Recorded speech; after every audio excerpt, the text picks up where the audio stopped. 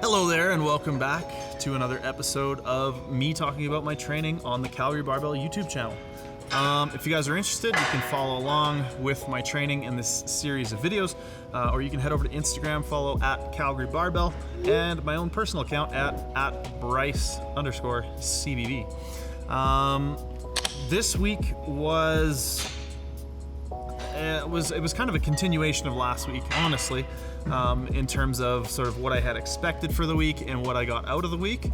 So, as per usual, came into my squat bench Monday, and my squat on Monday went, again, a little bit better than expected. I took my last warm-up, I think, at about 315 or 320, and it moved a little bit better than I had planned or that I was expecting. So I ended up taking 352.5 on that day.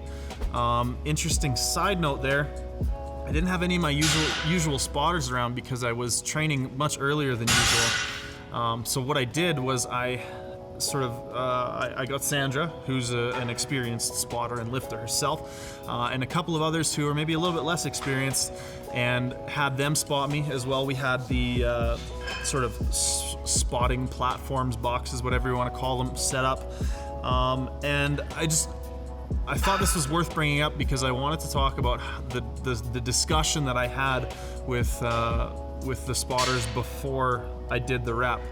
And I made sure to tell them that there's not an expectation here that if I miss, you guys are going to somehow help me lift this back up and put it into the rack. I think at that point, the contingency plan, were something to go wrong, would be that we get this bar onto the platforms and onto the safeties as safely as possible without, hopefully without crushing me underneath it. So I think once we had that discussion, they felt a little bit better, and of course the rep went really well anyways, so we didn't really have to worry about that. But I think it is important to have that conversation with your spotters. I've heard a lot of people that say they lift at commercial gyms and somebody grabbed their rep before they thought they were done with it and things like that. So I think if that happens and you haven't clearly communicated with your spotters in terms of what you're expecting and what you want, then that's kind of on you. So have those conversations with your spotters. Let's be communicative, and let's all be a little bit safer out there when we're lifting. Anyways, my usual handoff guy, Thick Nick, showed up and gave me some fantastic handoffs. He's right behind the camera here, actually. And had a pretty good bench day. Worked up to 232.5. You can see me unrack it really well on the camera, but I was having some battery problems. Brand new battery kept dying on me that day, so I got a couple of unracks on my bench press, but that's about it. The rep wasn't beautiful. I called it an 8.5, maybe a 9. It came up a little out of the groove. It wasn't smooth. It's one of those reps where I think in the shirt, if you don't accelerate before the weight, before the shirt kind of quits on you, then you're gonna have this like really pronounced sticking point on the way up. And I think that's what I ran into, was I wasn't anticipating the weight. I wasn't accelerating before the shirt kind of cut out and left me to lock it out. So the shirt popped it up, I caught it, and then locked it out. And of course you can't see any of this, which is kind of a bummer. Day 2 was a fantastic day. My deadlifts felt, I had one of those days where you come in and just feel like you're popping off. You're having a good day. The empty bar feels, well, empty bars, whatever, but you get 70 kilos on the bar, 120 kilos on the bar, and everything is just flying. Positioning feels good. Nothing hurts. You just kind of feel unstoppable before you even get up to your weights, and you kind of know, okay, this is going to be a good day. And that was my experience on Tuesday. So definitely had a really, really good day. Good warm-up. I think I finished my warm-ups at about 320, 335 or so, somewhere in that range. And that moved well, but I went up to 372.5 for my last one. I think planned would have been 370 for that week.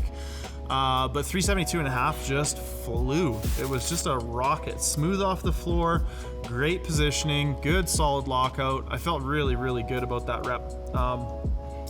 And then came down and did a bunch of singles at I think 332 or 335, and those all mostly moved pretty well. By the end I was feeling pretty fatigued, so they were a bit slower than they could have been. The intent being with those singles just to accelerate them as fast as possible and really, crush them, I believe was the words that Mike used when I asked him how I should approach those. So my day 3 starts off with safety bar squats, and this week with those I'm trying to stop being a wuss with them. I know they're 12s, I know it's a movement I haven't done before, so I've really been kind of babying those, and nowhere close to a real 9 RPE, so I'm trying to get a little bit more of a push going on that front. So worked up to 160 for a set of 12, added the belt back in because it just gives me a certain level of comfort with my positioning. And it kind of allows me to feel a little more locked in with the heavier weights, which I think when the goal is hypertrophy, maintaining good position, having good consistent reps, being able to use a full range of motion, all those things I talked about last week are really important. So I was happy to be able to push a little bit harder, and my back off set was heavier than my top set last week, so I came down to 150 and did another 12 there, so that was pretty good. Touch and go bench went really well again this week, 172 and a half at a good 8. I think it moved about 0.21, which for my bench press is right on an 8. Came down sets 12, overhead press 12s, got a good pump. Again, really like that day. And as of this recording, I haven't done my day 4 yet, but it's honestly mostly unremarkable. The only cool thing would be maybe my slingshot bench, but like I said, you guys can probably hop over to my Instagram by the time this video comes out and check out what I did there. So that's about it. I know we've been getting a lot of questions about the new old apparel. We are going to be doing a new run of the classic circle logo. We took it off the store when we put a lot of the other stuff out, and we're hoping for June, July. We'll firm up the dates a little bit here when we get the rest of our samples and get figured out exactly what we want to launch. But I am just kind of wearing it a little bit to tease you guys. We're also gonna do some new hats and some exciting things in terms of the hats. We have one design that I'm really excited about. So, yeah, that's about it. If you guys are interested, Taylor and I are gonna be in the UK, in Basingstoke and Edinburgh and Glasgow. And we're gonna be doing seminars the April 25th, 26th weekend, as well as the May 4th and 5th weekend. Head over to calgarybarbell.com, head to our coaching shop and check out tickets for that if you're interested. And yeah, I'm gonna stop blabbering now. Thank you guys very much for tuning in and all your support along the way, all the nice messages about people who have been informed from our channel. So I promised I was gonna stop blabbering, and I will. Take it easy, guys.